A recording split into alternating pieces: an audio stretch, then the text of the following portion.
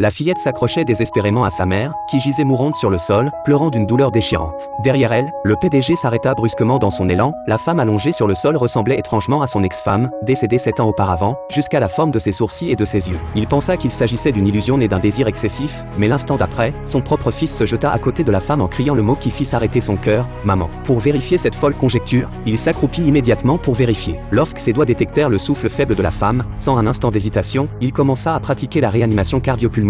À ce moment-là, la sœur de son ex-femme se précipita vers lui arracha les mains et hurla, « Ne la touchez pas, ce n'est pas ma sœur ». La mère du PDG remarqua également le pendentif en jade que la jeune fille tenait dans sa main, le même que celui dont sa défunte épouse ne se séparait jamais. Pourtant, la femme affirmait obstinément qu'il s'agissait d'un faux. Saisissant la main de la jeune fille et grondant, quitte à donner la permission d'apporter cette chose sans valeur pour tromper les gens. Au milieu de l'agitation, la femme allongée sur le sol ouvrit soudain les yeux et se mit à tousser violemment. La petite fille se libéra instantanément et se jeta dans ses bras, tandis que le fils du PDG se précipitait également en criant, « Maman ». La femme regarda l'homme devant elle, les yeux remplis d'une étrange familiarité. Elle avait perdu la mémoire et ne se souvenait de rien. Sans hésiter, le PDG souleva la femme et l'emmena d'urgence à l'hôpital. À l'hôpital, désespéré de confirmer que sa mère était en vie, le garçon supplia sa grand-mère en larmes de l'emmener faire un test de paternité. Pendant ce temps, la sœur de l'ex-femme, en apprenant la nouvelle, lança un regard sinistre avant de se tourner vers l'infirmière de garde pour comploter avec elle sur la marche à suivre.